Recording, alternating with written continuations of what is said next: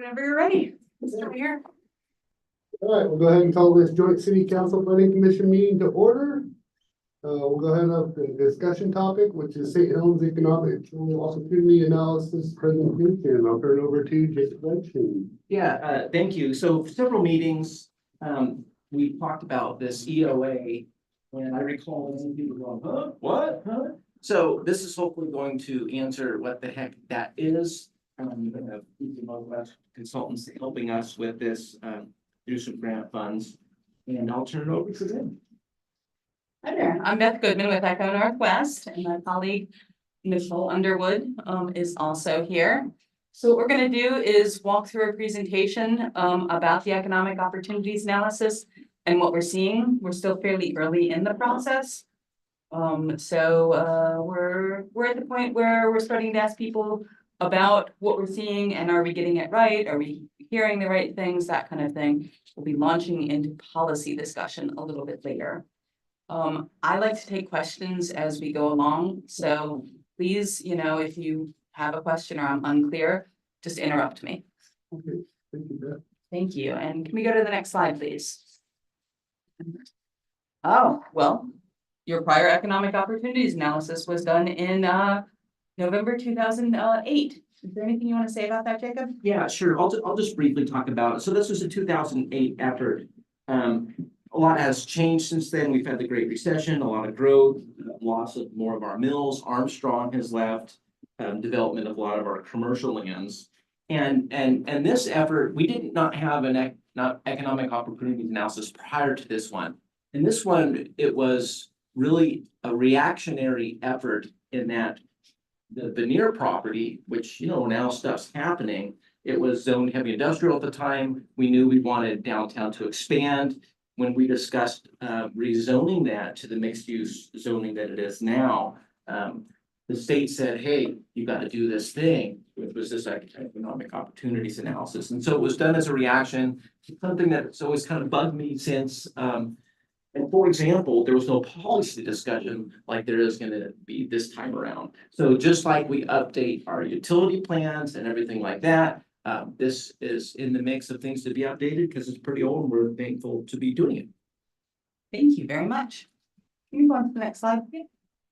All right, so why do an EOA? Well, Jacob just told you there's some legal requirements sometimes for it. So we're meeting those legal requirements. It'll give you an updated factual basis about economic development and your employment lands here in St. Helens for your comprehensive plan. So say if you want to rezone some land, that will be the basis that you use to do findings from it. Understanding your existing conditions and forecasting future conditions to inform policy discussion. So economic development strategy. Any changes that you want to make to your land use policy, we can evaluate those through this lens and give some recommendations. And then when you're doing economic development, a lot of that is about coordination. So this gives you information that you can work with on coordinating with other economic development entities. This may include some ideas for how to do things like, say, get your new hotel at the waterfront, for instance. I know that's something that had been under discussion pre-pandemic and that fell away. But as soon as your city administrator said that that was something that was on your mind, it's very obvious here why that was on your mind. So we're doing long-range planning here. We're looking at a 20-year growth horizon. So What are the legal requirements? the legal requirements are that you do things like look at national, state, and local trends to assess what's going on in a broader economic context, that you have a forecast of employment growth, which we'll be talking about a little bit here. And that forecast has to have a rational basis. You do a buildable lands inventory, which we'll talk about here, to identify land that's vacant, partially vacant for economic use, including looking at constraints. And those are among some of the bigger legal requirements. As we're doing all of this work, we're aware of what all the legal requirements are and working them in.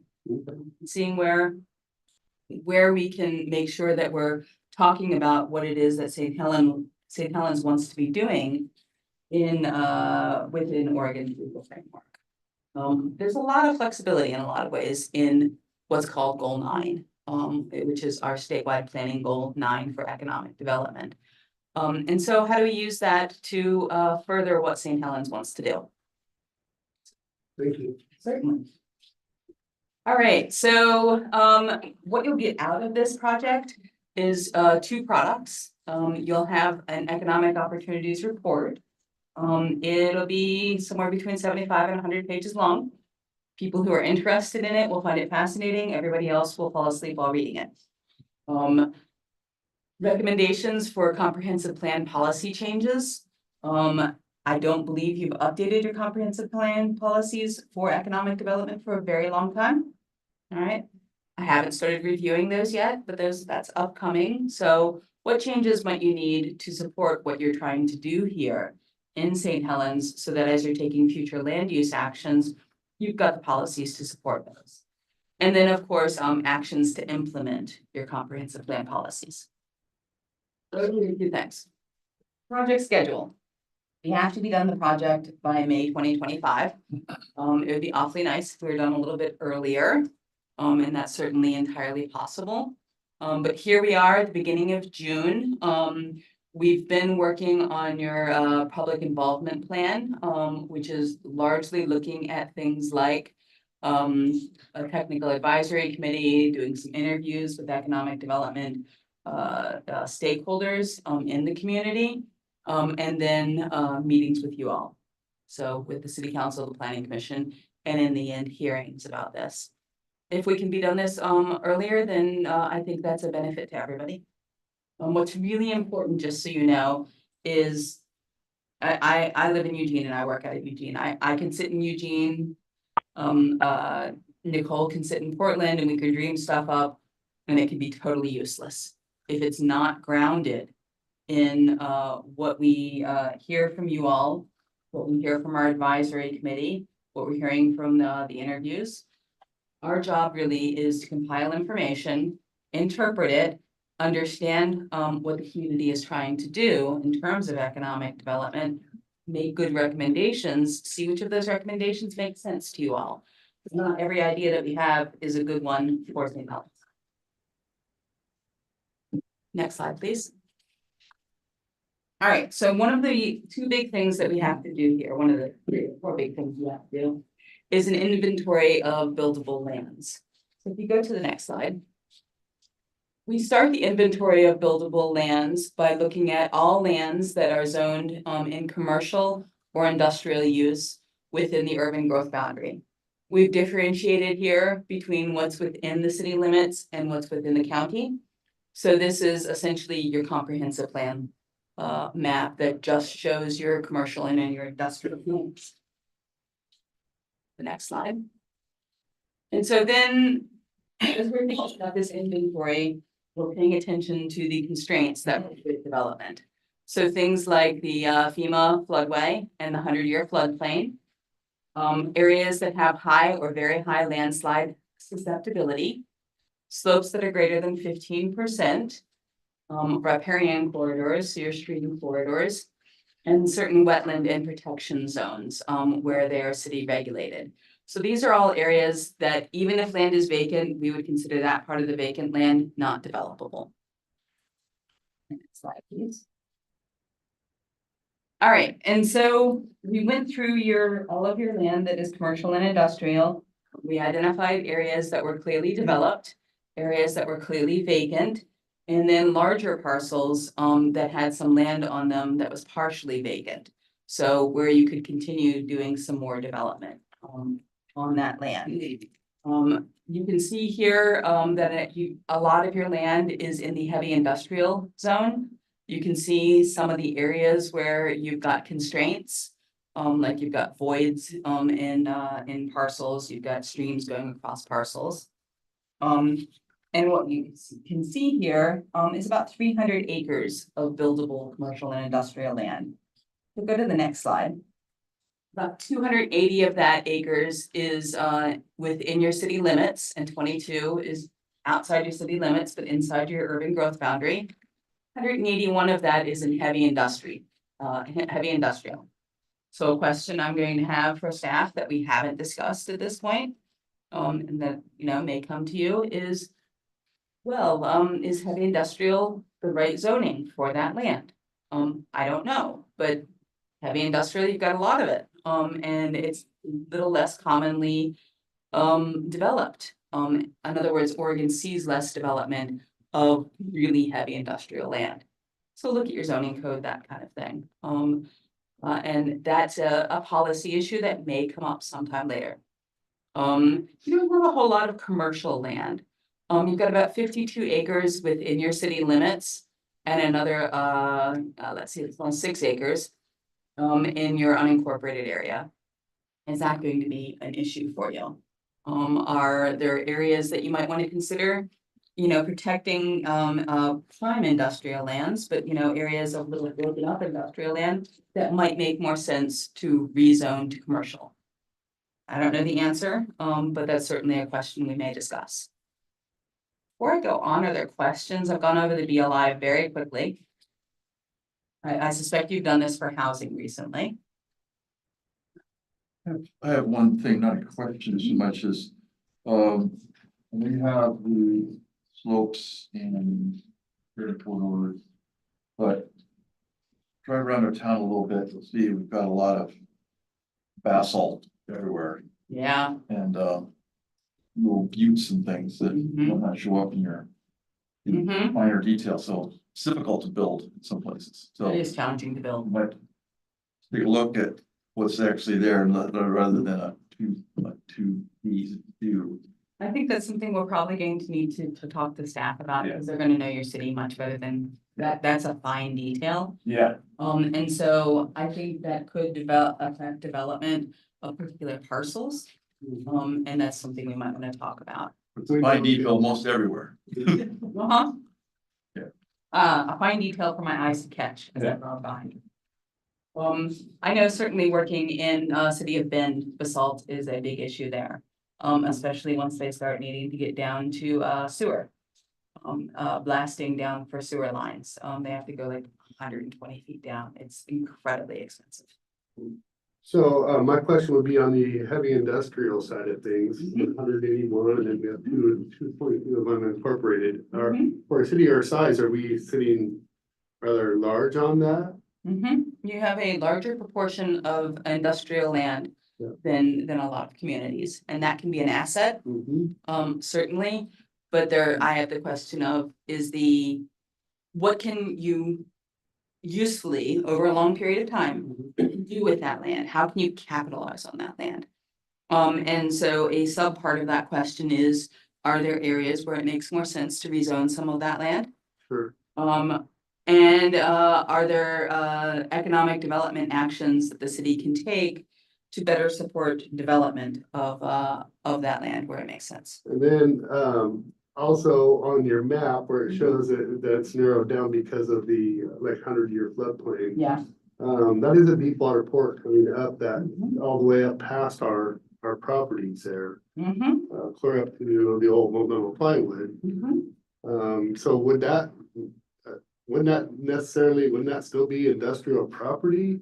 It is industrial property, but we're not counting it as part of your inventory of industrial land. But let's say to the extent that you're allowed to develop in the floodplain, you can still develop in the floodplain. This is trying to give you a rough estimate of how much reasonably buildable land Okay. you have, even if it has things like basalt on it that make it more challenging. Sure, because you can go up and down our waterfront, you'll see the old structures that used to be there. Exactly. Yeah. And so, to the extent that there's not federal or state prohibition on building in Yeah. those areas, that land just doesn't count as part of your inventory, Okay. but you can still develop it.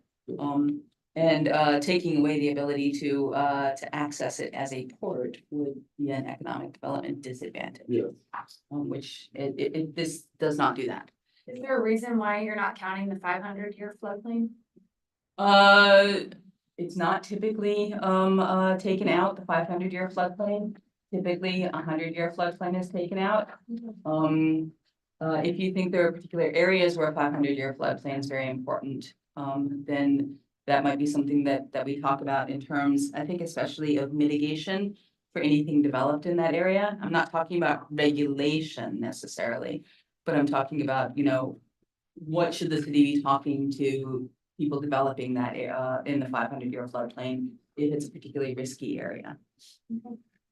Councils have a painful discussion. That's why I'm just giving it all out there. If there's a reason why you're not analyzing a 500-year floodplain, maybe we should have that same consideration. Well, it's become more typical. We've got too much to say. Just thinking about it. I'm putting it all on the table. We had a police station that we were putting in the 500. Oh, that's a hard one. Yeah, it's just total. Yeah. I mean, public safety in parts of the floodplain, let me just say I live in Eugene, where we put our big hospital in the floodplain and our 911 center. Yeah. And not necessarily where I want my 911 center in the Yeah. floodplain, it's in the 100-year floodplain. Yeah. So, It's Yeah. yeah. in the 100, yep. So I understand the question. But, these numbers are as of 2008, not as of today. They're as of 2023. The 2008 was the work that had been done back in 2008, so this is all updating everything from 2008. I just was making sure that the veneer numbers are corrected accordingly. Because the stuff down here did get resolved. It is, That was rezoned Yeah, years ago. Right, I'm just making sure the numbers are. yeah, it shows up on that orange in the map there. Well, the female floodplain that you're referring to is based off of what time period? I know that. it's whatever is the adopted FEMA firm, and I have to, That was 2010, is the most recent. Well, I just wanted to make sure. there's a lot of remapping of floodplains going on. Yeah. And you're just, in something like this, that'll be adopted into your comprehensive plan, you're not allowed to use the not adopted, not accepted. Totally makes sense, yeah. So that's some of the legal framework for this. I'm just curious how often those floodplains get reviewed and adjusted. Well, I would have to ask staff that, but There's a lot. I would say every 100 years, that's a good answer. This is Eco Northwest, it's not. Scratch that question. What I can say is it takes a very long time in a lot of cases to update the FEMA firm's maps. I've watched it take 10 years, 15 years. I don't know what the experience has been here. Yeah, so we're on our second revision. The first one is 88, I think. And then 2010. So pretty big span. Sorry for the question. I can guarantee you. Okay, I'm fine. I have a feeling the next one will have a lot more participation, Excellent. because it's supposed to by FEMA standards. Yeah. You're retired. The thing that's harder than updating a floodplain is some of the wetlands work. Yeah. Well, that's good. I don't do that work either. All right, any other questions? I don't mind the ones I can't answer. Okay, so then, if we go on to the next slide beyond that. So then let's talk about employment growth. So as I mentioned on the next slide, we're required to look at state and national trends. And so what's going on nationally, so in the state. So what you're seeing in Oregon is and nationally is slowing of labor force growth. At the same time, you're seeing increases in productivity for workers. So workers are more productive. You're still seeing growth in employment, but not as fast as we were for a while there. Shifts in Oregon's high growth industries. So slowing job growth in high tech and timber industries. Since 2008, I'm going to tell you something you already know. St. Helens and Columbia County seen declines in manufacturing employment, which could continue if the timber industry continues to face further challenges. But investments in things like mass timber have been a countervailing action. Have you seen much here in mass timber from mass timber? Okay. So the question becomes, and this is a policy question, and I don't know if it's the right question, but it's a question, is, yeah, how should St. Helens be thinking about what's going on in the timber industry? And are there mass timber opportunities here? I haven't done a lot of work in mass timber, some of my colleagues have done. I know you've got at least one old mill site here. Is that potential change in use in the future? What would you have to do to get there? What would you have to do to get some high tech thinking about St. Helens? We just finished Scapoose's economic opportunities analysis. Part of their EOA, they're closer to the Portland region. They've got the Oregon Manufacturing and Innovation Center. So some of that I ask is, how much does St. Helens share in some of that advantage? Need power. Oh, gosh, do we need power? I was just talking in Eugene about this. I think I've had 5 conversations this last week about power. Yeah, Hot topic. Nationwide, electric. yeah, nationwide. Yes, and having done some work looking at some data centers for Central Oregon and talking to Pacific Power. And their plans for getting more power, this is Central Oregon, of course, not here. Yeah. But their plans are, 5 years out. And so to the extent that power is an issue here, maybe we need to be talking a little bit to your power company about when their plans are and when they may be looking I at. think we need to be talking to the federal government, because here's what's going on, is those data companies are backed by Google, Amazon. Oh, yeah. All right, that's who they are, and they're actually paying money up front. Mhm, Small cities, mhm. counties can't pay money up front to get the power services they need, so Yeah, the supply and demand is lopsided. They can pay the money and they get first and foremost rights to all the new power coming. Right now, nobody can get 120 megawatts in the Yep. United States to one site. and I'm gonna be honest with you. Yeah. I'm not sure that, maybe you've got some connections. So it's a with monopoly, senators it's a or- monopoly on the power grid. It is by these data centers. And so, talking to the federal government, from St. Helens might be small, but is there something else we can do that's more immediate and more effective? Build a nuclear plant. I don't have one of those in my pocket. Is that one? Yep. Google or Amazon. Killed something. Mini nuclear. So then also broad things that are going on. I guess you guys have probably heard about AI. That's. Mhm. Uh-huh. So it's expanding automation processes, possibilities. You've got automation that's been going on my whole life and before. So when you think about what's getting automated now, you have continued automation in manufacturing, certainly. You're seeing blue collar automation beyond manufacturing. You're starting to see white collar automation. If you go into McDonald's, you can get those lovely little kiosks where you can feudally try to put your order in and wander over to the person to talk to when you don't succeed at putting your order in. But what we're seeing is lower and middle wage jobs are at higher risk of being automated. And I think AI is gonna push that more into the middle wage jobs. So what do communities do? I don't have an immediate answer for this one. Do you look at the trends of workers that can work from anywhere? Work from home is certainly, I think that might be on the next slide, but yes, it is on the next slide.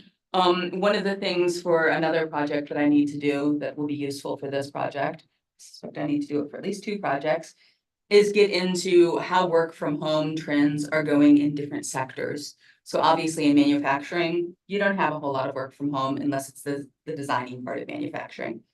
But from something like architectural, real estate, that kind of stuff, work from home is very easy, so a lot of white collar jobs. We were looking at, I can't quote the exact numbers, but maybe you have some of it in your head, Nicole. We were looking at national work from home trends, and something like 12% of jobs in 2023 were estimated to be fully work from home.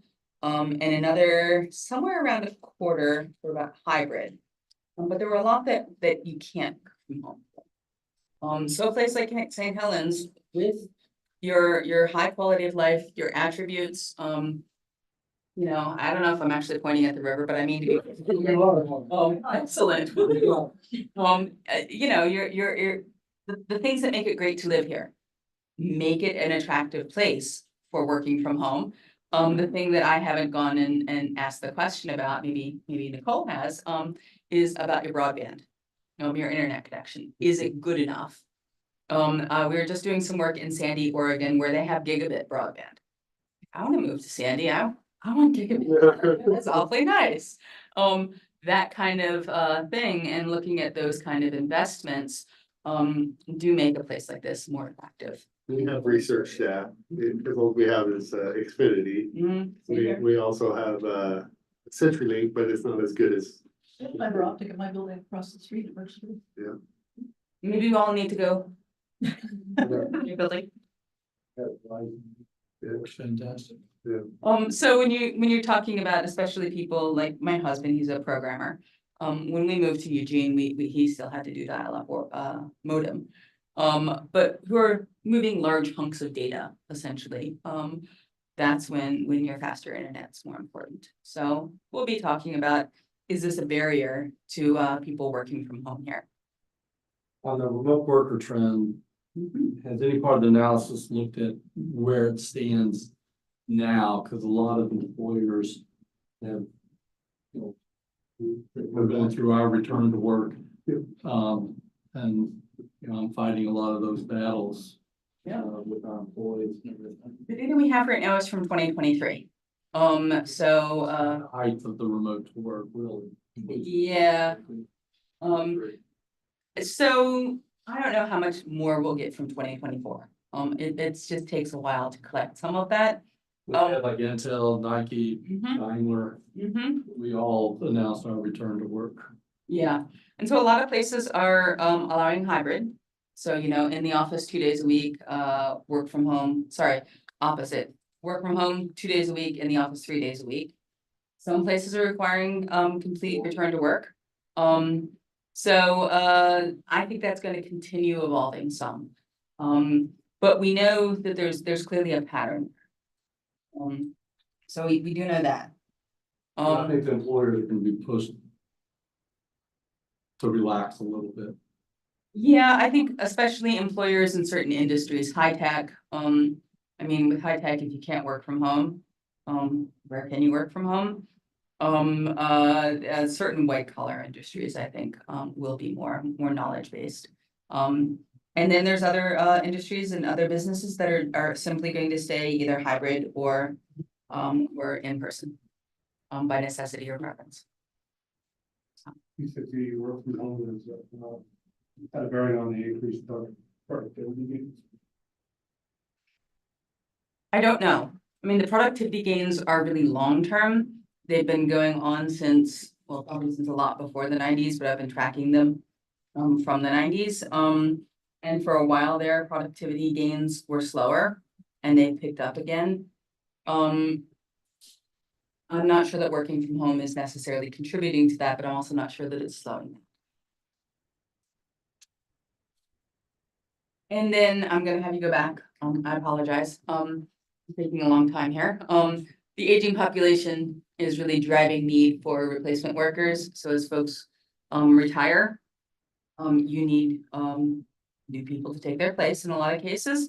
And so even if you see slower job growth, you're going to see high job demand. In other words, high demand for employees, because you have the boomers increasingly retiring or semi-retiring at this point. So even though you've got two different trends going on, it's still going to result in demand for a lot of workers. Next slide. So you may have heard of something called the internet and internet shopping. Growth of e-commerce is really continuing to change the retail sector. For a while there, the change was happening really fast. Now that internet shopping has become as big as it is, it's going a little slower. It's still nibbling at the feet of retailers. I think what's going to happen in the long term is certain types of retail and experiential things like restaurants. they're clearly gonna stay in communities, cause. I guess you can have something delivered to your house, but it's still, I mean, I found in the pandemic. It's still, I like to go to restaurants. So there's still a lot of things where you wanna take your child to the bouncy house, keep them out of your house, so they're not bouncing around your house. Those sorts of things.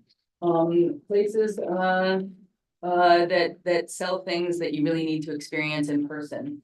Like, do you wanna buy a couch, off the internet, or do you wanna sit on the couch before you buy it? Those kind of things are, gonna continue to be in communities. Buildings, building product stores, Lowe's and that kind of thing. So increased remote working trends, we've already covered that one. We still have rising energy prices and shifting sources of energy. And so, part of where affects things is in willingness and ability to transport goods and services. So if energy prices continue going up and you don't have, in some way, other sources of energy or more efficient ways to move stuff or people, then that will change, how much people are willing to drive and commute, especially given the remote work trends. So we don't live in a place like Los Angeles, where you have these absurd and sort of obscene commutes out way far. But I'm willing to bet, we have commuting data here. Quite a number of people, we'll show in the next slide, commute down to Portland, or commute up in Salem. It's kind of crazy. And so the ability to continue doing that is going to depend partially on energy prices and partially on transportation options. I mean, I've got my electric vehicle out there that I drove up from Eugene here today. And I always have anxiety of where am I going to charge it.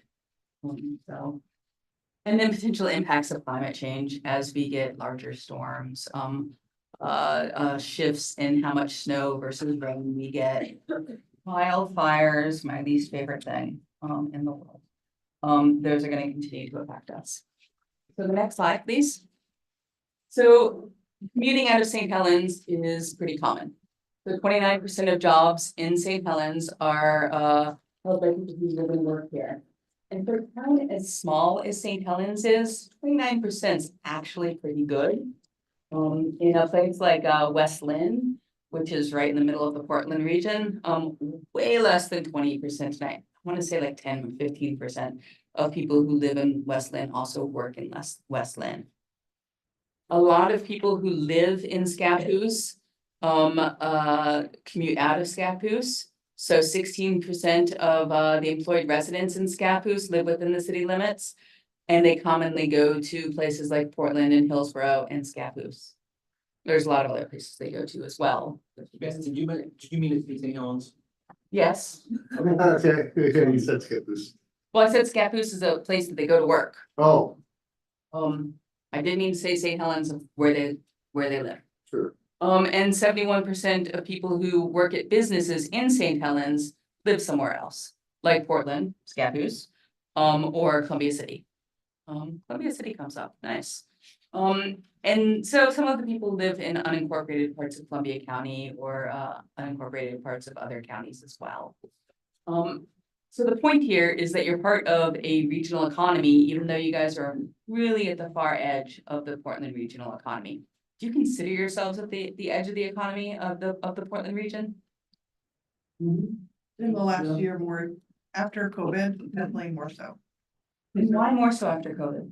Rents are same, more working, more, there's not the. There used to be a drastic difference in Mhm. culture, rent prices, commute prices, and the ability to work remotely. It's like all that has made us feel more connected to Portland as opposed to less. Before, because I'm a person that lived most of my life in Portland, before living this far out was not an option. No. But that's before remote working, that's before all this other stuff where you have to weigh those options, make that decision for your family. So to a certain degree, what that conveys to you is some of the advantages of being near Portland without being in Portland in terms of economic development. You're far enough at the edge that you're not going to be Hillsborough. Let's not, joke ourselves about that. You're not even going to be North Plains, which North Plains is a lot smaller than you guys are. But they're probably gonna start popping if they get some land into their city, because they're so next to Hillsborough. But what are your advantages? Which is one of the questions we'll be asking quite a bit.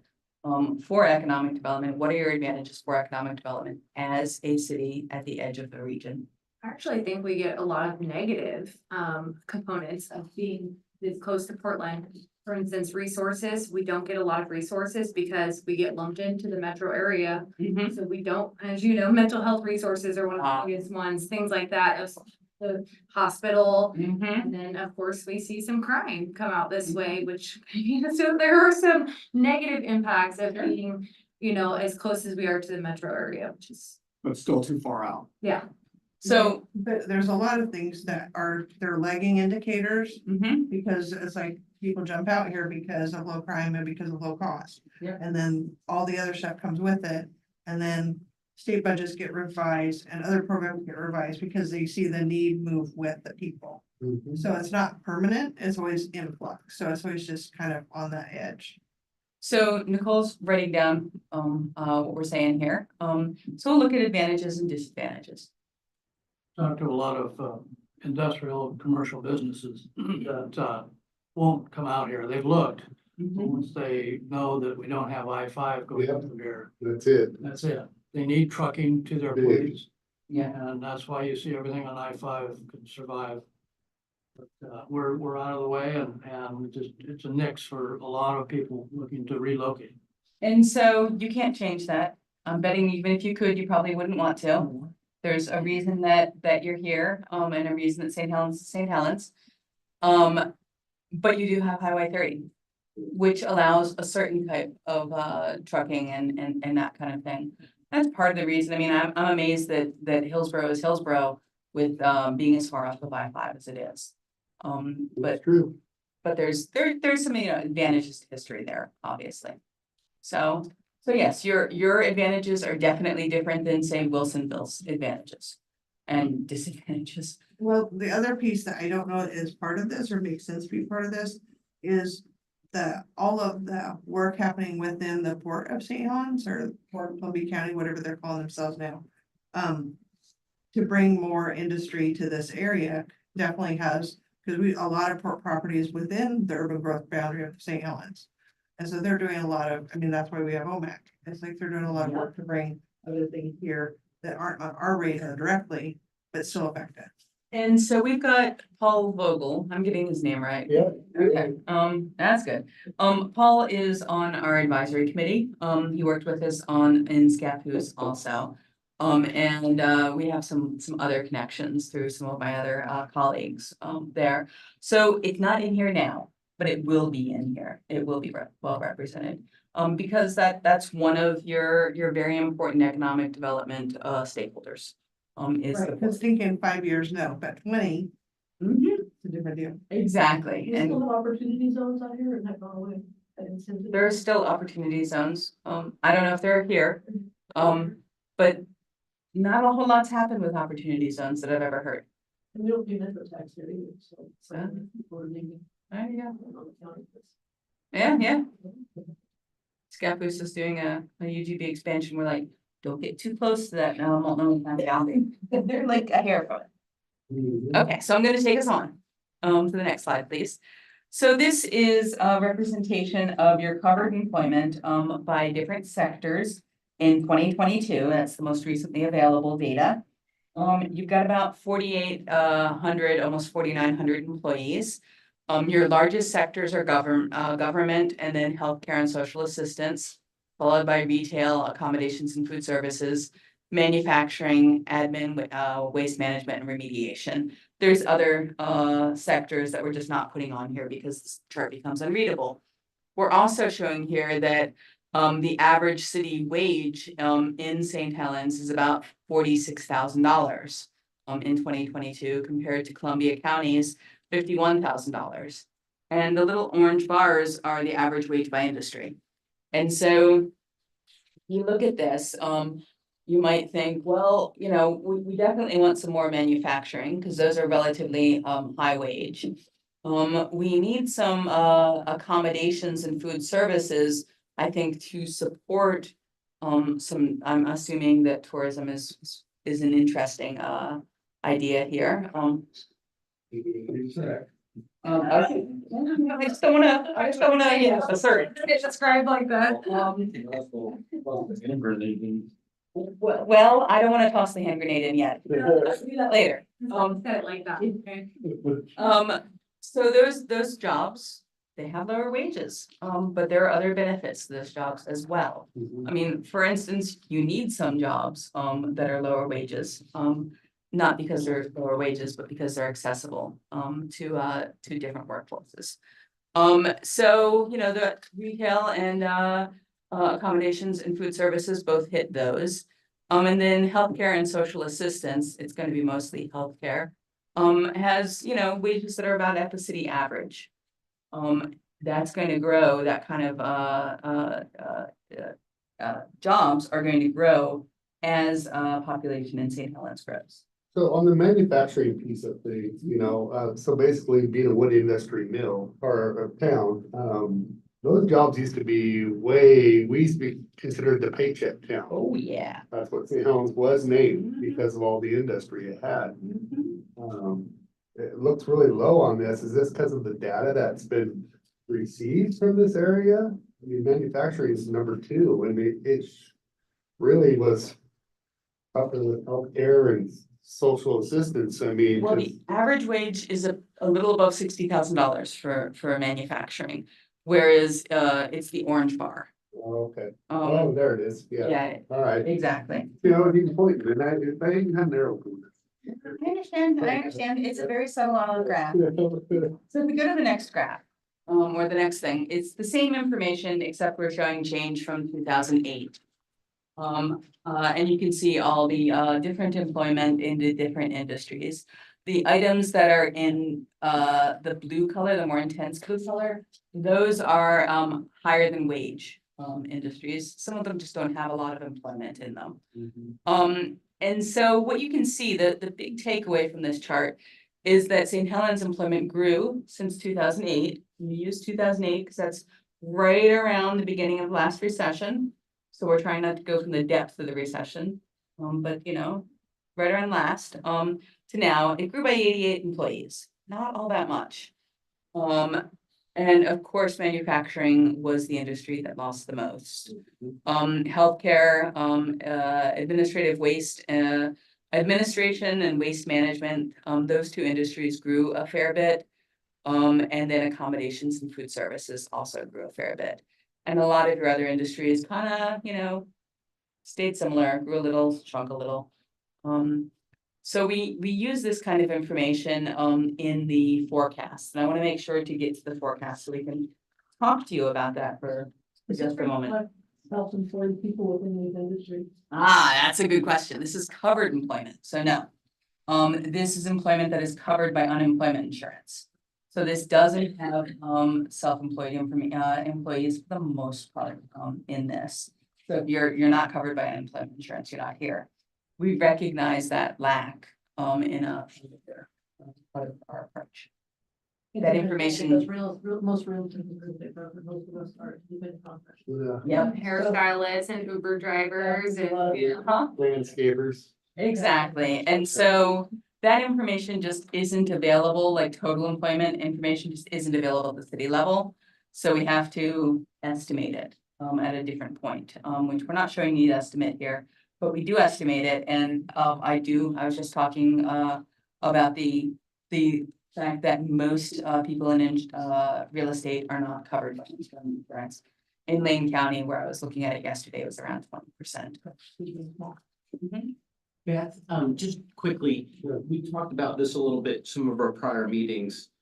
Where in 2008, change in employment was a 2% growth, population was a 16% growth. But you mentioned that our percentage of workforce was still in a reasonable percentage. So it's not necessarily a factor for freak out. No. Population could be children and stuff too, which are not eligible for the workforce, so you're gonna consider that too, probably. And I don't have loaded in my head here, right now, the ratio of population to employment. But it wasn't super high. maybe around 3 people per employees. Somewhere, around that, which. You know, a real big regional job hub is going to be, 1 to 1.5 people per employee. Occasionally, you'll see it where you have more employees than population, but that's very unusual. It happened in Coburg for a little while, where they had big coach manufacturing. A bedroom community is certainly something like 4 or 5 people to a job. A place like West Lynn, I'm willing to bet that they're somewhere around 6 or 10 persons per job. And so you're getting at the issue of, we want to be an entire community. We want to be a community where people can live and work. At least I think that's what we're getting at. And so the economic development challenge and question is, how do we do that? And I can't answer that for you today. But that's, I mean, I don't wanna overpromise. We don't have any, any magic, answers, any of that. We don't have any silver bullets, is what I'm trying to say. But, trying to look at policies and actions that can support a place like, St. Helens. So. All right, so we have talked briefly about, some of the disadvantages and advantages for economic development in St. Helens. Are there any more that you want to shout out? That you want to make sure that, I mean, obviously, we know about Highway 30. We're familiar with that one. The blessings, the curse. Anything, let me ask you this, anything special that you're afraid we'll miss? But we have a workforce here. Yeah, that's it, that your existing I mean, employment because base. it's generational too. Mhm. And we were, all raised around that, working on cars and out in the woods and. That the workforce is here, but they're going to Portland to get jobs. If we have comparable jobs out here, the workforce is here.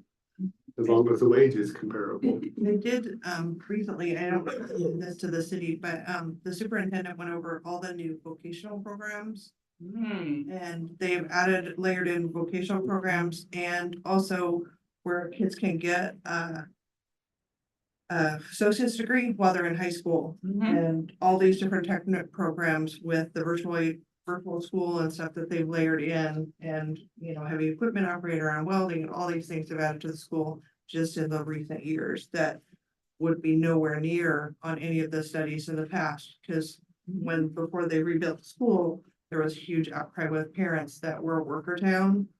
Where's our trade jobs? Because trade jobs are difficult to outsource, difficult to move to other places, inherently pay family wage jobs and that kind of thing. So I just don't know if that's on the radar for the whole. It is now. But yeah, I mean, just creating a workforce and creating a culture of work. And making the connection from the training programs to the employers. And supporting the entrepreneurship there. Right, because like they have a program of flipping houses, they have their own auto repair shop, they have lots of things that sustain their own trade program within the school. So a lot of different tracks for both boys, girls, for whatever person is interested in. It was very exciting. Scott came out and gave a presentation a couple weeks ago. So one of the places we may look then is at the connection between employers and the training programs. I know one thing that one of a really smart economic development person down in Roseburg would do is sometimes matching specific employers with people who are doing training. Scott talked about that there were companies in Portland looking at the program out here and wanting to send employees to the program through the high school. Because there weren't adequate training programs closer to them and because what they're doing out here is top notch, like right where you need to be. It's not an old program. It's like this, what we're doing right now with new equipment. So I thought that's something that I think that is one of the biggest downfalls of St. Helens is we're very quick to point out our shortfalls and not very quick to put up our proud abouts. And so I think we do a really sucky job of that, of standing on our good as opposed to pointing out the bad things. Well, our job is partially to uncover both. Yeah. So something else that I think we didn't really touch on that is proud about is our Main Street. And as you've seen, we don't have a lot of commercial property left on Highway 30, but we have commercial property along our Main Street. And how we want that to look with incorporating our downtown and being a connector from Highway 30 to our downtown. And so I think having some focus on our Main Street would also be So how do we common. activate it more? And, you know, We draw have a people. Main Street Alliance that we've invested time and, money into, and they've been working really hard, so maybe, getting some of their insight, but. I don't know if they've been looking. St. Helens needs to focus on what it can handle infrastructure wise and workforce. So if you go after industry that's smaller in scale, not big IT or whatever you wanna call it, solar and you name it. That have huge complexes, want tons of power that can't provide it. You only have a few employees inside those buildings. You've got a small, entrepreneur, he's gonna have 10, 20, 30 people there. And that's the most benefit you can do for a community this size. So looking at ways to support growth of small businesses. One of the trends that we didn't talk about here is the fact that something like 50% of employment in Oregon is at small businesses. I think we have done some work to look at light industrial property, and that's been some of the city's focus. But I have heard concerns from people out in the community that we haven't been able to build a light industrial property that we already have with businesses. So I think that's a concern is if we switch some of our big industrial property to light industrial, will we be able to use? And I think the question is, if you're going to rezone any of your heavy industrial to light industrial, you'd want to do it in a way so that you preserved prime spots, essentially. The best areas that businesses might want to go to that are larger businesses. But when you have small pieces of heavy industrial, sometimes that's more of an opportunity to look at light industrial, so. Last year, the planning commission zoned a light industrial to commercial. So that's getting rid of some light industrial that we have. And, there are instances where that may make a lot of sense. So it's not necessarily going to be, light industrial is exactly what we need. In some instances, you might need some commercial. So. Other things that you want to make sure that we're thinking about as we feel early. Well, this power, that is it. That's gonna be something that's gonna affect all of Columbia County, Scappoose, St. Helens, Rainier. And we have 700 acres of industrial property between Scappoose and St. Helens, Oh, you got a lot. a lot, and that's uncommon in Oregon, but we have no power. No power, yeah. We have 35 megawatts. The solar manufacturer company that wanted to come in here wanted 120 megawatts and wanted to invest $1.5 billion. A $1 billion plant in St. Helens and a 500 million in Scappoose. One would make solar cells, the other one would do the assembly of the panels. And it didn't happen. It would have if we had the power. So, this is obviously not something that's gonna be solved in the short term. So, looking at the medium and long term, what are the solutions to that? And of course, there are going to be solutions that are happening with the power companies more than with the city, obviously. Sure, I just think it needs to be a trend and noted, trends. So that's why I brought it up. Absolutely. Small business is the answer to that, but we're not gonna get power that we want. It seems like the city sits down and negotiates with big business, but they don't incentivize small business.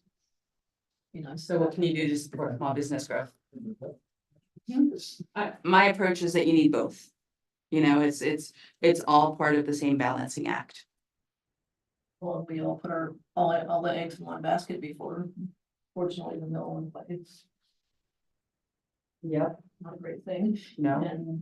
But jumping into another giant company, we don't wanna be there again. Right. So I'm gonna take us on a little bit, but if you have more thoughts, please send them Jacob or Jenny. Can you, just quickly and maybe there's a more appropriate time during this, just give us a little background of your company. Sure, sure. Oh, that, I have no objection. So Echo Northwest is an economics consulting firm that's been in Oregon. It was founded in Eugene, back in the late seventies, maybe the early seventies. We turned 50 this year. We eventually migrated up to Portland because evidently Portland sucks all parts of Oregon to it. I'm one of the only people left in Eugene. I mean, if you're old school, it's the state of Portland. So we've grown into a company that's partially, you know, there's some hardcore economists at the company. My hunk of the company, we're a lot of us land use planners, and we do land use planning from a market perspective. And so what I would say that means is that we're really looking at opportunities for implementation, what things are feasible. What things are aspirational and maybe not feasible now, but that's okay, because you want to think aspirational and long-term. I'm not quite sure what else you'd like to know about us. We work, I mean, I've been working at Echo for almost 20 years, and I've worked for cities all across the building. Much smaller than St. Helens. I work, we were just talking about Mitchell. 150 people. Yeah. Yeah. And I've worked for places like Hillsborough and Dean and Salem. I just want to ask David on Zoom if he wanted to add anything to the conversation. It's hard being on Zoom, so David, you should be able to unmute. I think I'm unmuted now. Hopefully you can hear me. Yeah, that was all very helpful. I do think, and I know this was alluded to earlier, I do think that it's worth bearing in mind that St. Helens does have some, if not flat out some advantages, certainly some potentially developable advantages as a destination location, whether that's explicitly about tourism or whether it's about other sort of entertainment related activities. I think that we have some comparative advantages if we're stacked up against other regional options. And I think that's worth bearing in mind. And how about we follow up with you on that to find out what you're thinking about specifically. I just don't want to drop us over the meeting time. Absolutely. Thank you. I'll remute myself. I'll hop back on if I have something to say. Okay, the next slide, please. So we developed what will be the beginning of the employment forecast. Starting with your base of employment here in St. Helens of 7,164 jobs, and that's total employment, where we've accounted for the fact that many types of employees aren't covered by unemployment insurance. So we've inflated up. And here we're just showing you that we've got 3 different employment forecasts to start with, and we'll be talking with our TAC about this. One of them is assuming that in the next 20 years, St. Helens grows at the same rate that it did over since 2008, so 0.13%. That would add 190 jobs. That would be very small growth. What if St. Helens grows at the rate of population forecast for the city? That's at 0.47% per year. That would be 700 jobs. Well, what if St. Helens grows at the rate that the region is forecast to grow? And I believe this region is the region that includes Metro. So it's a region that's going to grow much faster than you're likely to grow. That's almost 0.9%. That would be 1,400 jobs. Well, under any of these growth assumptions, we know that you have enough land for industrial. You almost have enough land for commercial, even under the highest growth projection. So we'll talk with our TAC about these growth projections and probably get some advice, and maybe we'll land somewhere else. But where we land with growth forecast, it has to be reasonable and it has to have substantial evidence behind it. We can't just say, we think 5% because we're Echo Northwest and we get to say 5%. So you have enough industrial lands. You may or may not have enough commercial land. Well, that's a good question for what I'd like to ask you. You know, I have reached out to the counties before, And we've talked about water and sewer going from here to Scappoose. There's, our UGBs only go so far both ways. Mhm. And we're at all that commercial property that's between Scappoose and St. Helens is slowly getting dwindled down a little bit. Mhm. To work with them on having sewer and water out that way and at least being able to adopt some of that into commercial property. And they pay the SDCs to the cities on each side, whichever way. Because we also envision a joint sewer. Both our cities will be together in 50 years. There's 8 mile stretch. Providing sewer and water to properties that are outside of UGB Yeah, is something that you have to get an exception to Oregon's goal 11 for. okay, And that's complicated. okay. And it's something that I'm sure we could talk to you about. But it's complicated. It's not all that easy. Definitely something that should be highly looked at in our area. I mean, where's Lowe's gonna go right now? We have one corner on, maybe big enough on Pittsburgh Road.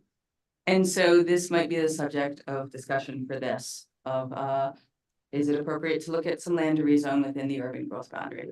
Because getting a Lowe's outside of an urban growth boundary, it's unlikely in Oregon. And the only other place would be that barn as you're heading out back towards Eugene, off Mhm. to the left at the stoplight. Other than that, there's no other place. Are you talking about a Lowe's, like a Lowe's? Home Depot, Lowe's, That Home Depot, Lowe's, anything like that, that's needs to come out this way. To was support dollars, standard. they're local. Well, you know what I'm saying, though. A big box. I would hope you all would. We would help. I mean, a Wait, Waco. no. Mention Sherry's. Market.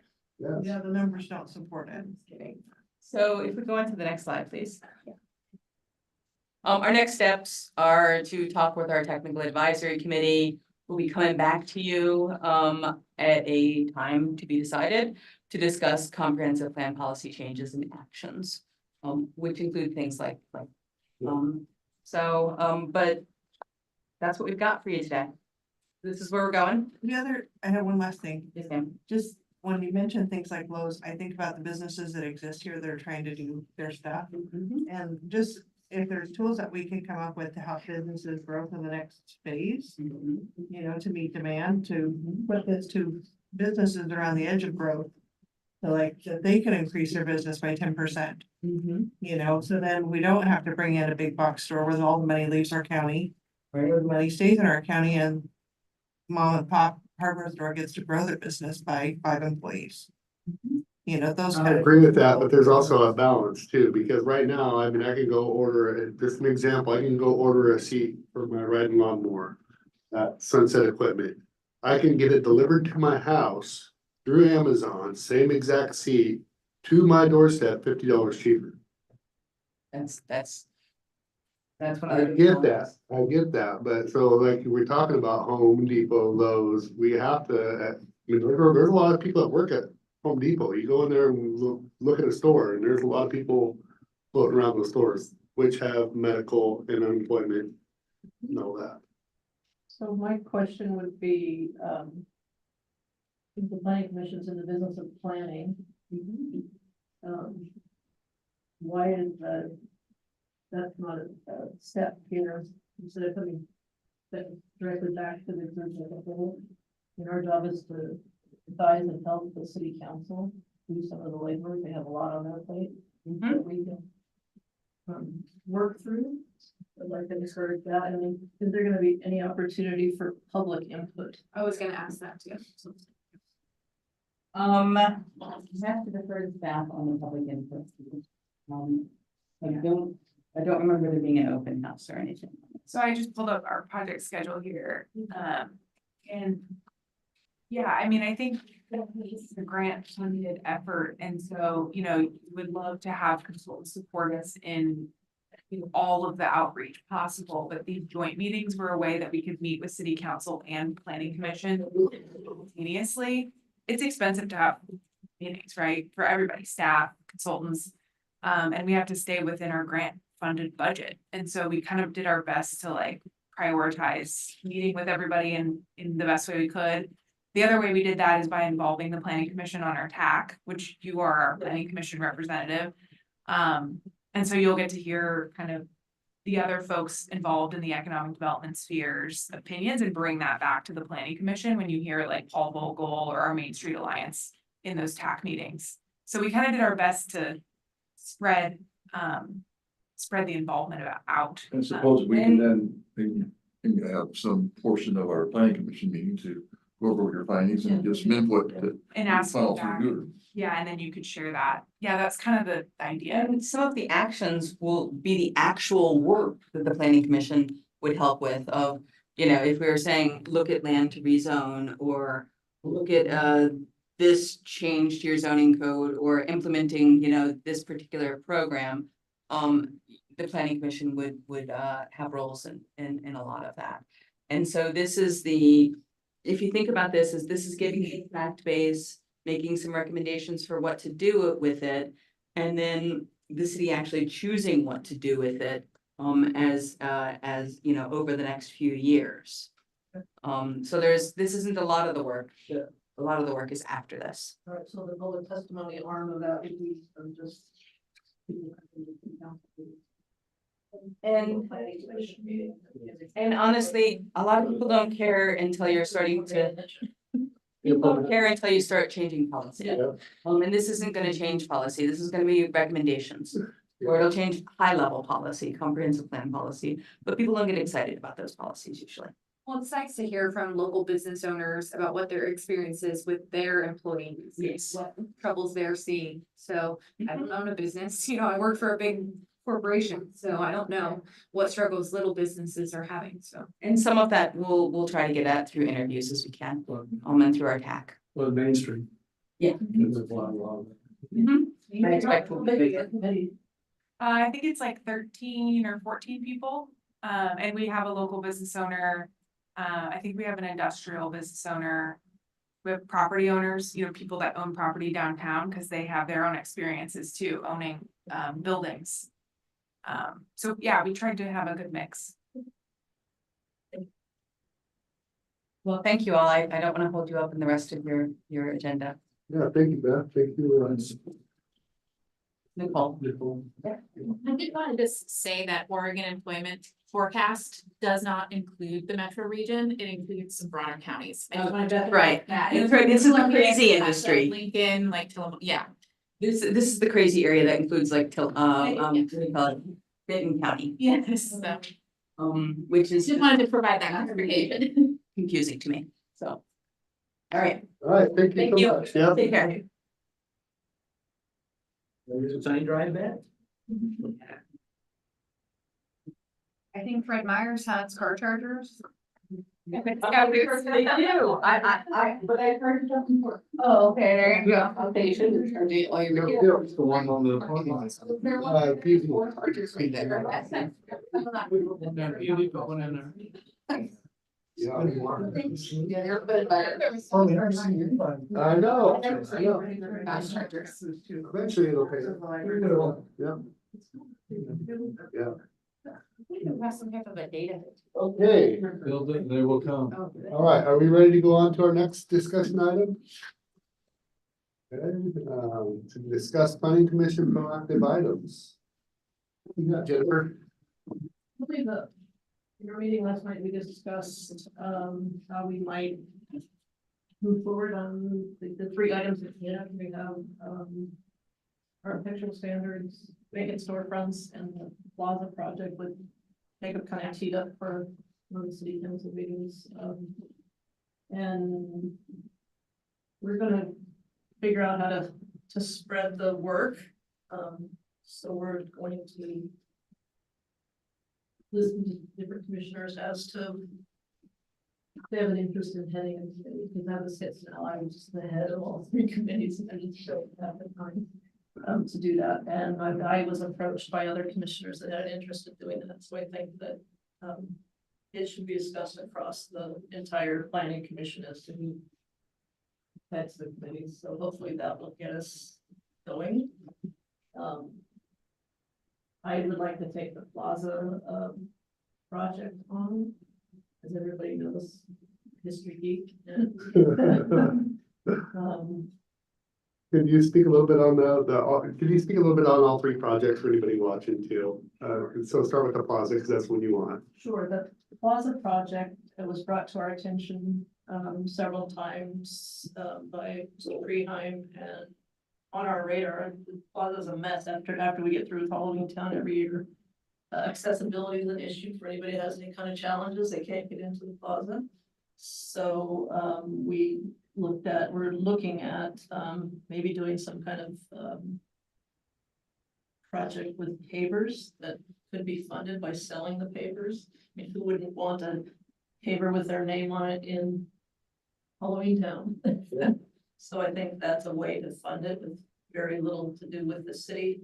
I got the pictures that I sent over. These are courtesy of Columbia County Museum Association. This is a Ren, what we date this picture? Pre 1940.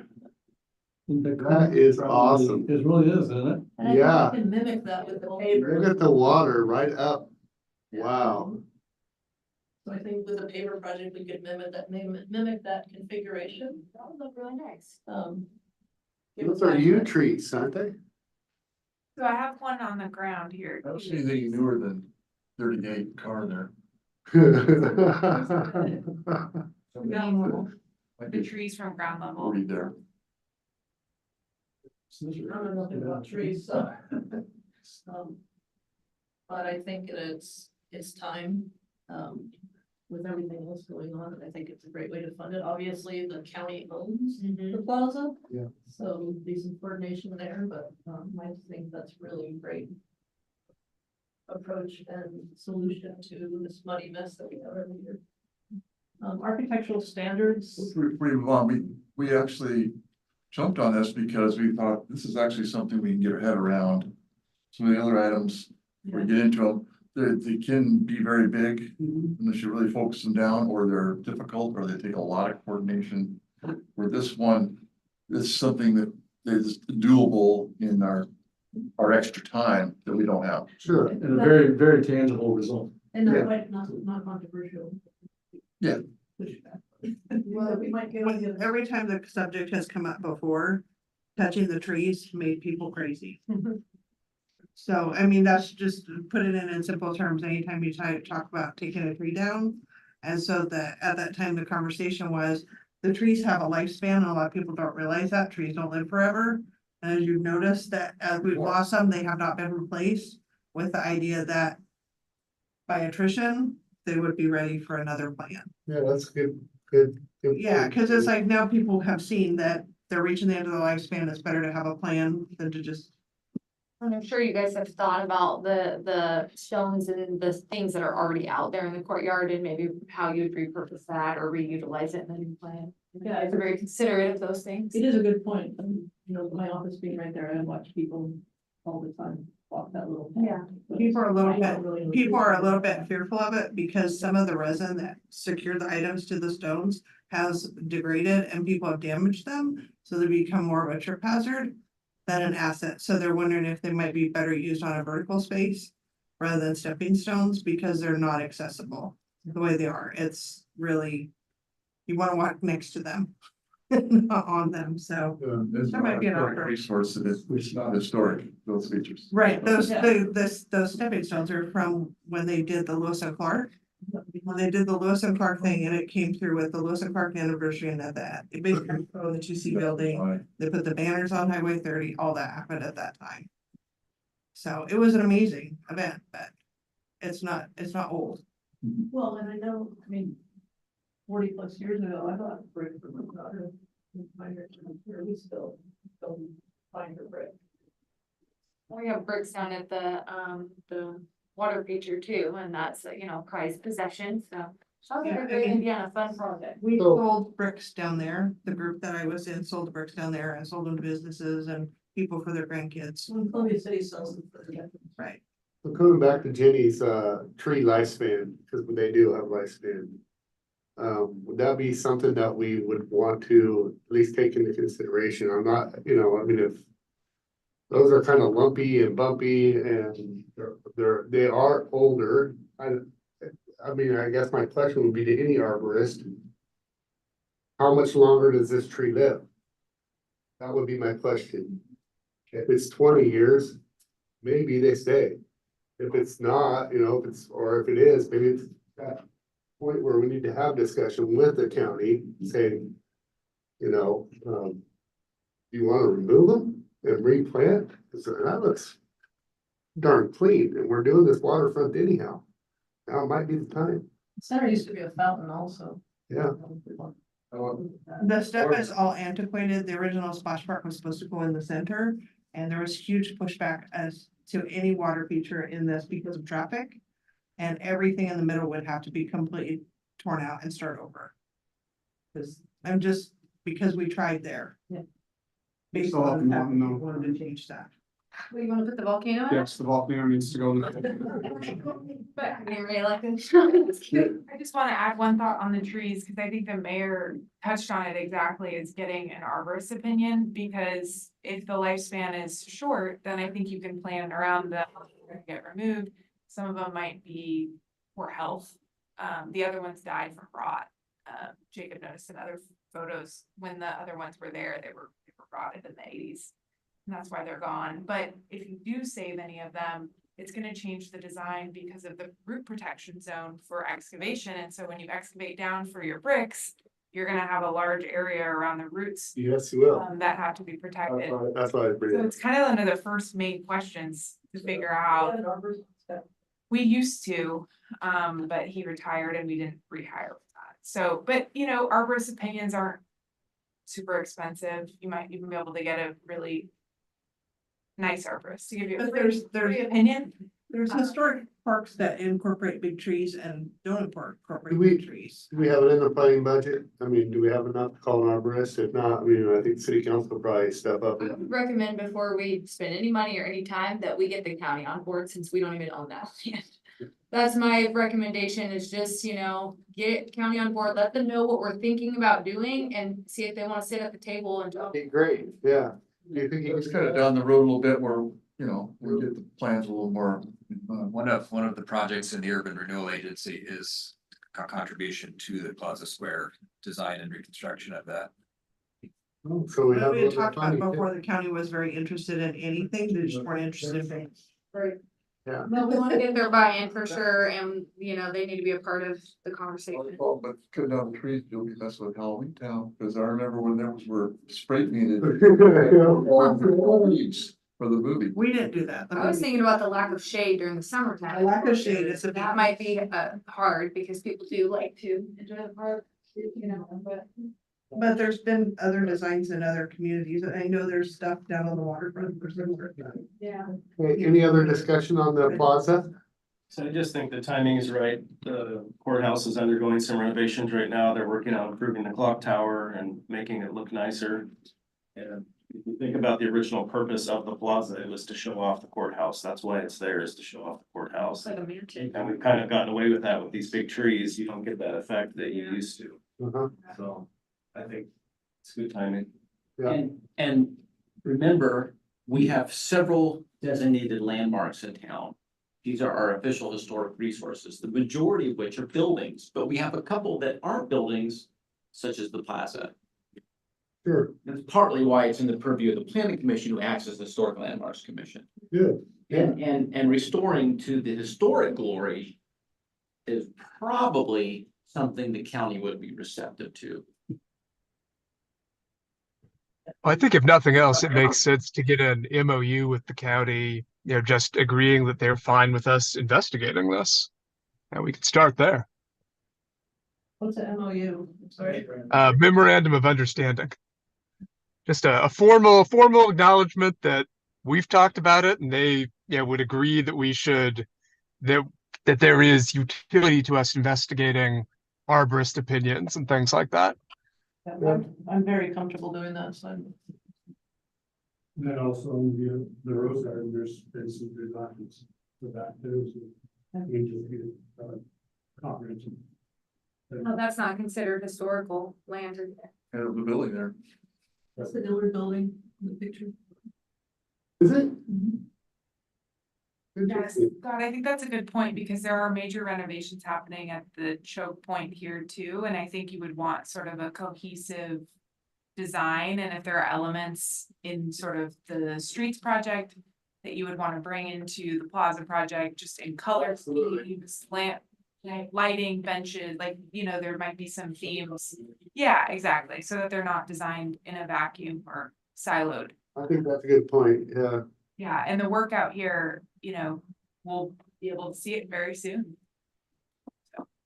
Okay, then you had, you're gonna go on to your next one, I think? Architectural standards. Mhm. Another planning commissioner is gonna take that on, and it started. In my mind personally, I wanted to see it as.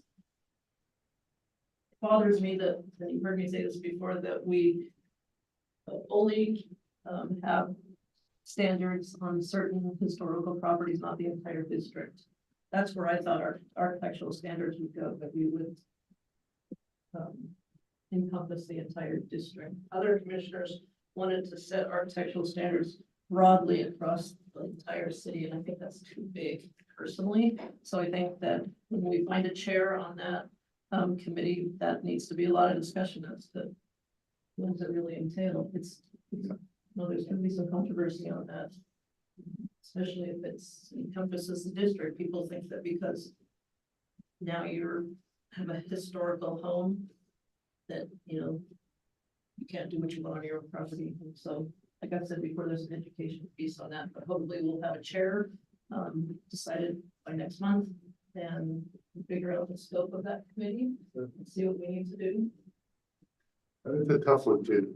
It's really, yeah, I mean, to go the broad scope, you know, would be, whoa. Yeah, I think Yeah. it's big. But it's been important for us to visualize our city as we want it to be, but tricky. Very tricky. Yes. So, I mean, probably will be none of us, but by the time that got implemented into policy, and maybe some of us, I don't know. I can just see any attorney, to grab a hold of that and say, yeah, yeah. Well, and it's, we need to protect the historic resources we have here in town. There's. The historical, no, that was They're- pretty, they're- a little bit easier. I In mean, jeopardy. yes, Properties in jeopardy. but when you're abroad, Um, So that, I think can start rolling hopefully in the next month. Do you have anything to add on that?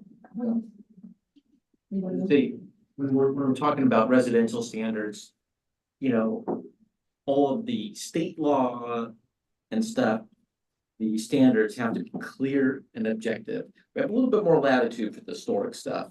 But we'll have to look at it through a clear and objective lens to help prevent those attorneys from coming out of the woodwork and working us over. It might take more staff time. because I want to put a single wide there, and they're allowed by state law, right, Jacob? Yeah, we are obligated to allow. That's what I'm saying right there. I mean, I'm just hypothetically saying that, but. But there is right in the middle of the plaza. But it is interesting that, that's a good example where, there are some exceptions. On our draft code, which honors some of the state stuff that says that you can't put those next to, designated landmarks or within the historic district. So that's just a little bit of architectural standards in our current. And then the final one is vacant storefronts. And unlike city council members, I don't get a lot of people coming to me talking about things that bother them with the city, but that has come before me a couple times when people are, what are you guys doing about downtown? Why are these storefronts vacant for decades? And so, again, next month, we'll hopefully take a chair for that committee, and that's gonna be down in 30, and people aren't gonna like it, and I think there's gonna be a line drawn where you're strongly on one side or the other. And it should be interesting. You're working with Main Street.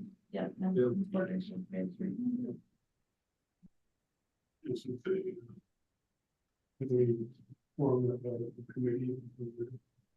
Well,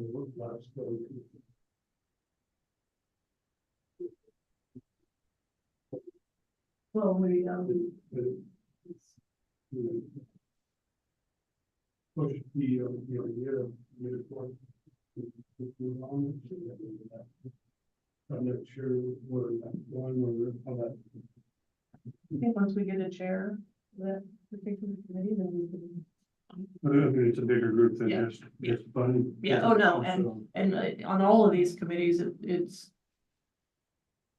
We need to figure the scope of who are we talking to and who's on the committees is, HB 3115 was just planning commissioners, but maybe that's not broad enough. Maybe we need to have in all of these input from other people who are not. Community members that are passionate about the subject is gonna make it lower hanger for, it's gonna make the whole process easier and more inclusive. Whenever you say 3115, it makes me I know, twitch. sorry, yeah, it's just like it's. And I think I just have to say that It's a trigger word. that item was way too big for a proactive item to take on. That wasn't what it intended supposed to be. It should be a smaller scope. I don't have the time or resources to put that many hours, I'm sorry, I'm a Yeah. volunteer, I'm not gonna put 40 or 50 or 60 hours in anything, so I just. That's right. Oh, yeah, I know that's what planning commissioners do. Really, proactive items are as we have time. In all fairness, when you start getting into something like that, you really start getting into something like that when you invest that much time, and then sometimes, I think, when you're invested that deep, that sometimes it's hard to see something different because you've done all this research, right? So you can't see outside of yourself as a human being, and I think that's exactly what happened. I mean, that's clearly in hindsight, because we don't have none of the issues that we thought we were gonna have too. Right, you get overwhelmed and Yeah. by including more people, you have somebody to say, wait a minute, Yeah. Yes, we've gone too far. yeah, So it's always good to have the scope as narrow as you're capable of doing with the amount of time you have. These are things as we have time. yeah, That's not our main goal as planning commission. yeah. So, I like that you guys put that into perspective too for us. The plaza is something that we can actually reach, these others are on the queue, but this is something that we can really move we're forward. working on. And I wanna work on stuff that you can succeed with. Yeah. And it's like if it's a giant mountain. Yep. Want it to be reasonable in size and scope. I always think of graduate school, I had a fellow graduate student who was in a 2-year graduate program, and he was still 6 years trying to finish his way too big a question, he was never gonna get it done, because didn't narrow it enough, so. Sure. Well, maybe within this time period of you guys investigating these bigger issues, there are smaller things within there that we could solve to get to that bigger resolution too. Right. To find some answers to make it better, cause it's not an all or nothing thing, it's like, let's move the ball closer to where we all want to be. And some of these things are just our suggestions, we're not gonna complete them. So, like big storefronts, we just come up with, incentives would be a good choice, developing would be a good choice. And it's gonna have to be beyond us to implement it. Or flesh it out, really. How would you guys feel about, what we did with Jacob was, we had stuff on the queue, right? And we put we had high priority, medium priority, and then you could take any one of those items and bring them up if needed be, that you felt. What if we did something like that, or just a swap, the next joint meeting, maybe just something like that, because I'm also thinking that as our city grows and this development happens, things are gonna start changing and we're gonna see some needs as community members. Felt like a Yeah, you can do it. Rachel task, a Rachel thing. Well, kinda. You can do a diagram with, how much effort does this take? Yeah. And what's the impact? Yeah, And the ones that have little effort, but a high impact. Let's go But for it. Jacob has a list like that. He does, yeah, but I'm thinking from us as a perspective, also keeping our feelers open, because we got 3 months, right? Right, but doesn't John have? We can bring lists like that some, also? we can also bring some to the table, is what I was I thinking. mean, I've seen lists like this from staff before, like what you're describing. We looked at them and go, any of these things are a good proactive item. Yep. We haven't really necessarily grabbed them to help out planners. And You wanna do food truck rules? Yeah. Well, that's in our current package. No, he is volunteering to their time. We volunteered to look at it. He can tackle. Well, and I think you, Jacob, we might have something else coming down the queue too for the next planning commission joint meeting. I don't know if we're still gonna, if you wanna discuss that a little bit. Well, September, there's nothing really booked. Yeah. December is full with EOA. The whole 2 hours is gonna be EOA stuff. So December's full, unless we wanna spend more than 2 hours. September, Well, you had mentioned the project that you thought was over at CCMH. oh, that's, that potentially, it depends on how, so what that is, I guess we can talk about Yeah. that. So we've been working on these code amendments. I don't know if the planning commission's hip to this. I kind of talked to the council about it at this last meeting, asking for, the blessing to proceed with the legislative process. So we've been working on these code amendments. Planning commission's so sick of me talking about them already, because it's been months and months of it. And someone representing CCMH reached out. They want to expand their campus, and some of what they want to do, there's not really a good use category that matches what they want to do. And so they have some professional expertise willing to help us examine that. And it's kind of an opportune time to do it, since a lot of our amendments are dealing with residential code updates, and the CCMH stuff is kind of in that vein. And so the main deadline that we have for these amendments are the psilocybin rules. Because the temporary prohibition, the 2-year prohibition ends at the end of the calendar year. And so what we're gonna end up doing is peeling off a lot of the non-residential stuff, including the psilocybin stuff, get that done so it's adopted by the end of the year. And then the residential package will be a little bit slower, depending on how quickly this professional consultant can help with that stuff. It may be an opportune time to talk to the joint meeting, the council and planning commission at the joint meeting. The timing may work out, so that's a potential issue. And that means we have more months to talk about code amendments. I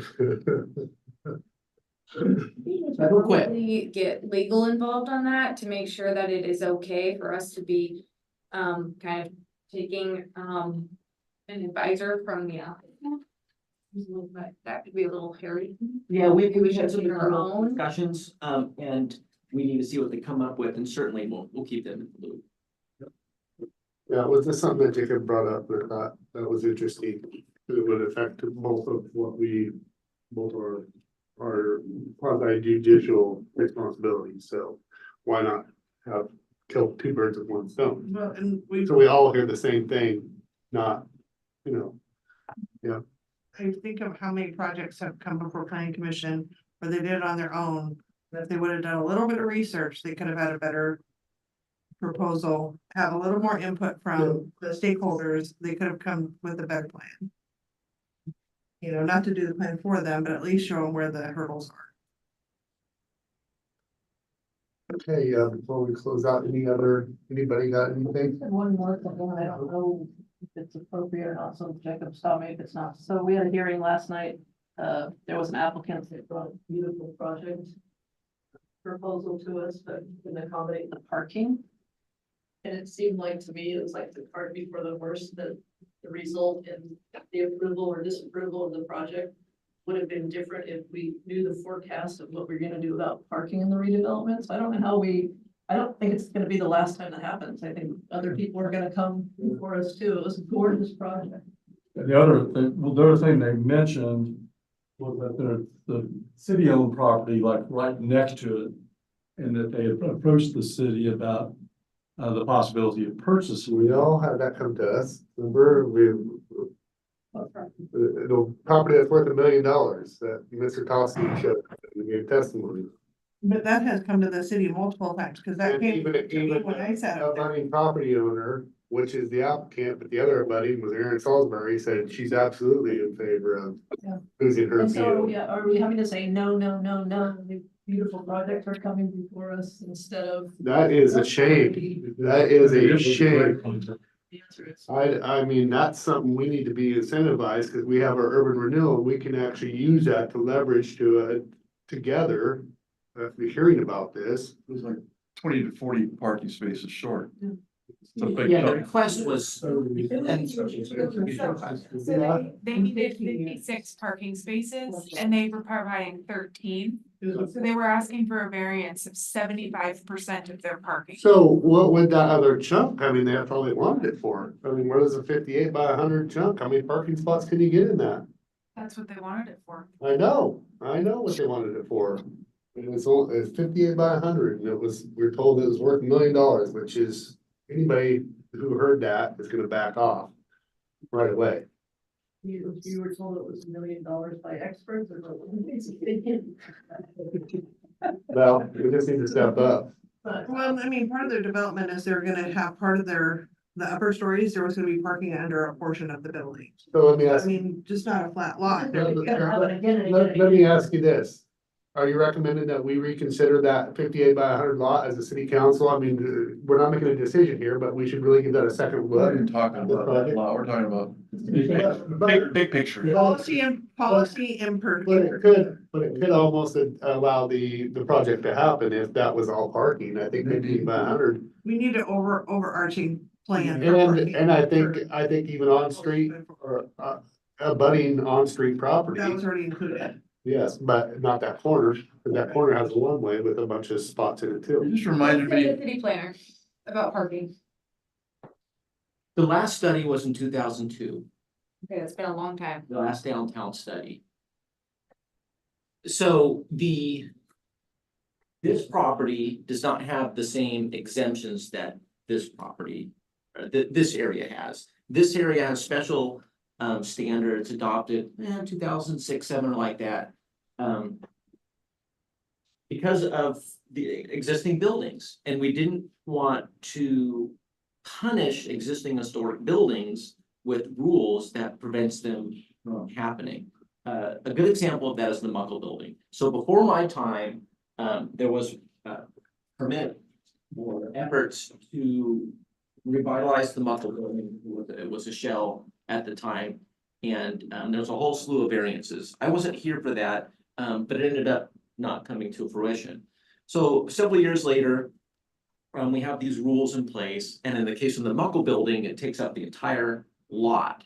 And so under current rules, okay, well, it's been a shell of a building, anything grandfathered gone, oh, you wanna have a restaurant, parking, where's my parking, right?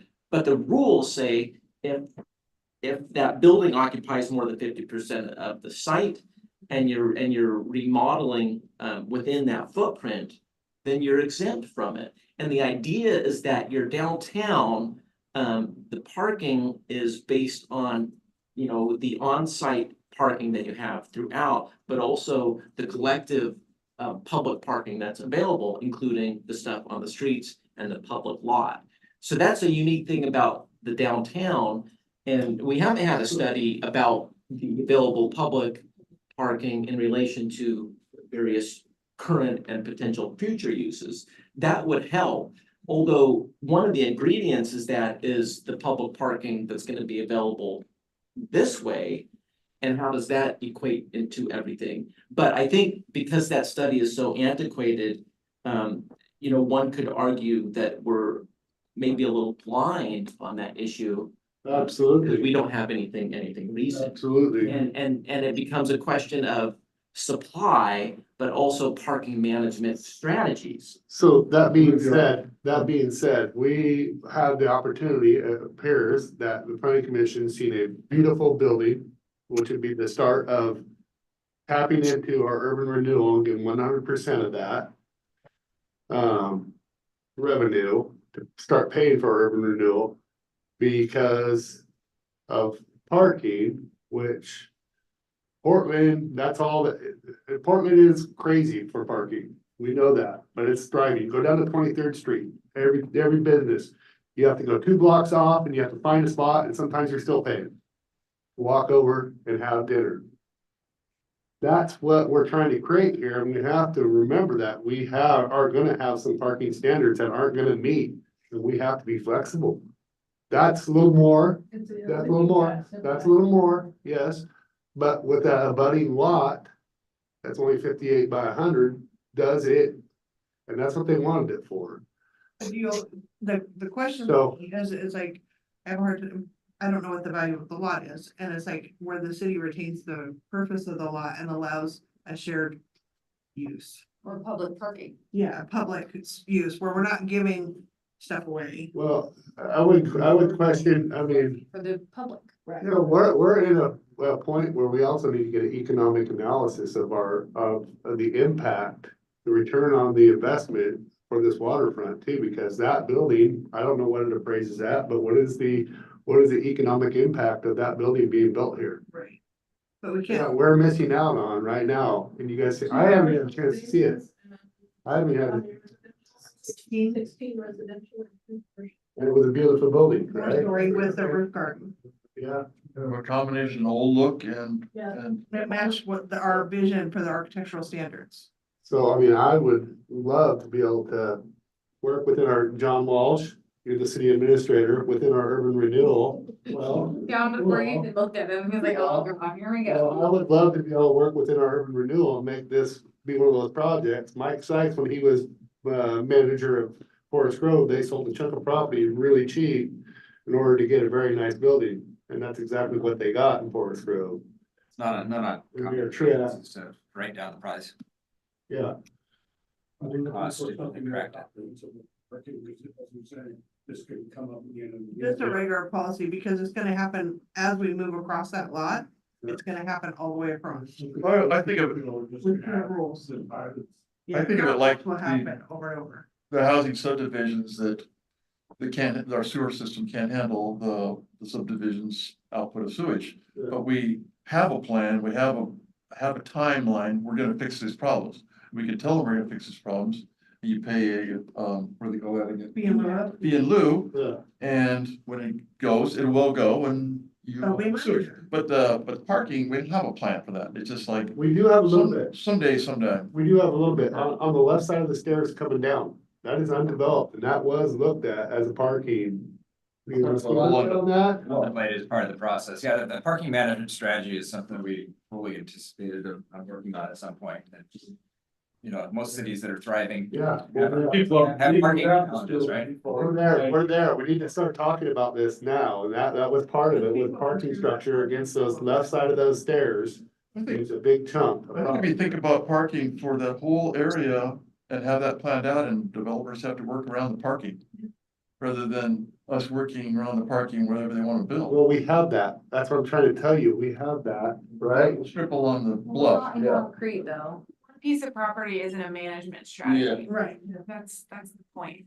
But is it or isn't it? Because I know on the whole development over in Cedar Hills, well, I'm just throwing this out there. Cedar Hills, as you come in, they put in all that new, the bowling and all that. They have that parking structure right behind the bowling alley that fits. Every time I need parking, I go right to that and it's there. So is it or isn't it? Well, solution, it might be a solution, it's not a strategy, which is something that you have to look at over time with population growth and yeah, you change. say it's gonna be, we're gonna build whatever we're gonna build, for 150 cars or whatever it is, Yeah, any kind of thing. but I like the new love fee that we start putting that in part of the development or we. Anytime parking is horrendous, but, at least we get parking eventually. Then we can improve these things, possibly. Yeah, He's a local, we all know Lane, he owns Skinny's, he owns Chubb's, him and his father have invested heavily into our community. It shouldn't matter, but it does matter to me. And it's a really nice building. I haven't had a chance to see it, I don't know, I haven't talked to him, but I think I know enough of what the project is that we should really, No negotiating, city council. just put it on your thought process. Well, they're negotiating, that's what you do. That's what, wait, that's what you do. Jennifer said that we need to work as a city council to entice businesses. We have 2 commercial spaces there. David, I'm gonna mute you. I'm not talking to David. So we do need to negotiate. I mean, we need to talk about that. Right, I'm talking, this is not a, We're not making a decision, but we can have direction, and that's what I'm trying to see is give direction to staff to figure this out, to come back to us. There was a lot of time and money and effort spent in the drawing and. It's really good. It's really good. To see some type of an analysis on our parking plan and what we plan on doing, and that, you know, very well should accommodate the waterfront development, but other areas of downtown also. And should color what the development will be. And that, Yeah, I'm gonna take a look at it. and that helps determine, you know, numbers as far as spaces, but also value. Yeah. And with a very recent Supreme Court decision of Sheets, it's not that often that there's a Supreme Court decision that affects land use, but Sheets is the latest one. And it deals with classic issues in land use, nexus and proportionality, but it kind of ups the game. So if we're gonna have an in lieu charge, we absolutely have to have our ducks in a row that justifies it. So it's not just some number out of the blue. Going to, why it's going to it and how it's gonna go to it. I also like, Up your money. I also like the idea of us holding on to it and saying, okay, pay for the parking strip to be put into that 58 by 100 lot. And, but it's a city, you know, we're gonna allow you to use those spots, but they're not guaranteed your spots. They're not your, you know, yeah, you can use them if they're available. It's like street parking. Yeah, yes. Yeah, I so think that's, a great idea. if you have numbers of a garage and or your street parking, and that number, you know, feeds into the I mean, in lieu. what's gonna go into a 58 by 100? You need to have, if you put it in a residence, you have to have 2 parking slots, Jacob? 1 to 2, depending on the size, but we Okay. typically, people are gonna want a 2-bedroom, so we'll say 2 for the purposes of. Yeah, so 2 in front of with a corner lot, how big is the setbacks on that building?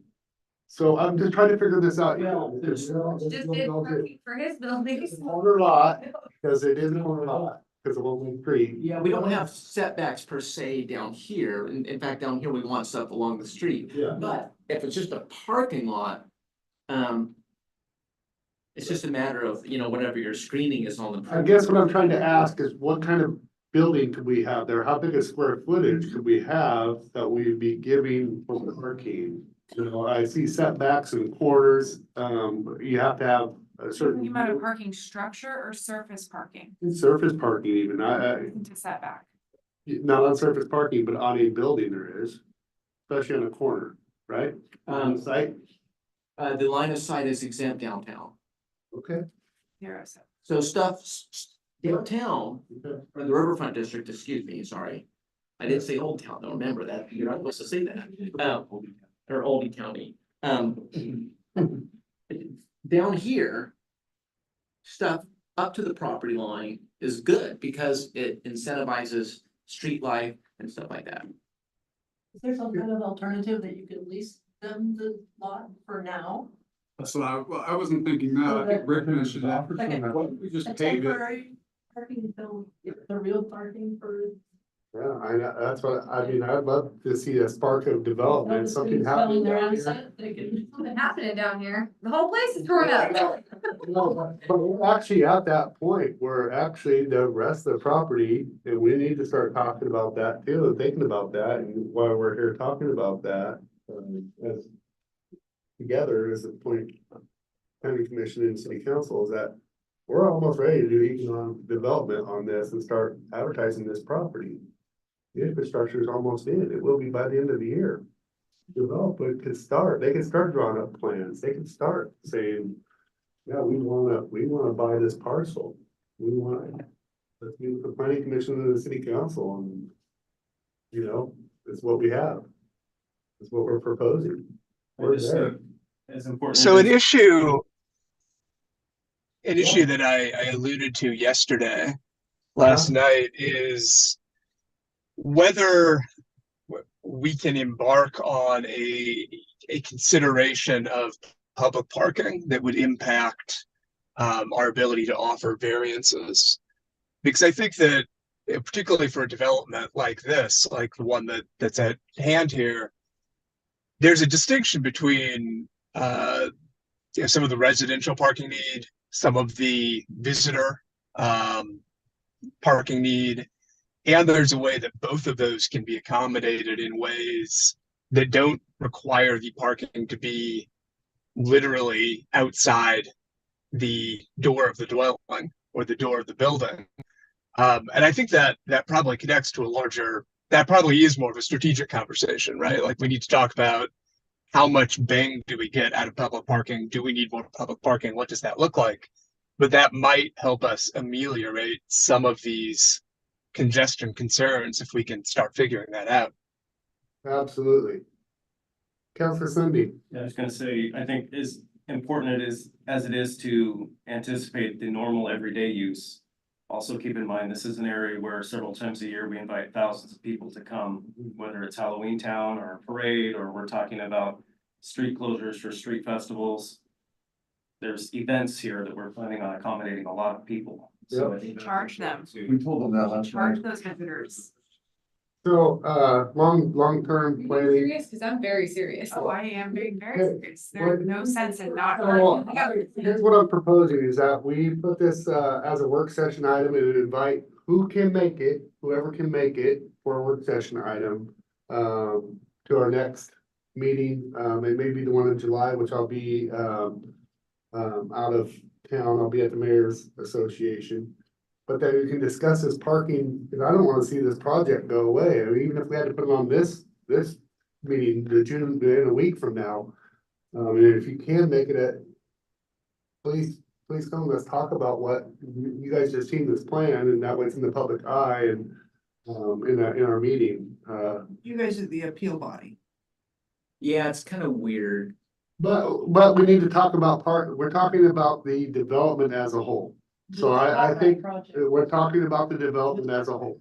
And because this is, something that we're gonna see. And I hate to cut everybody off early, but we have a one at 6:30 too, so we're gonna have to eat and then,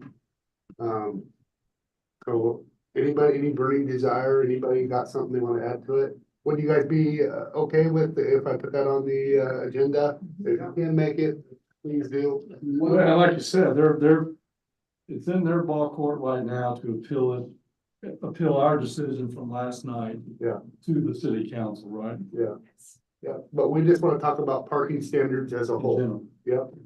So I think we'll be very. New about us discussing right here, might give them a little bit this to actually start the process. I would really encourage, if you've never looked at a parking management strategy for a small town, that you try to do a little research and get an understanding of what they cover.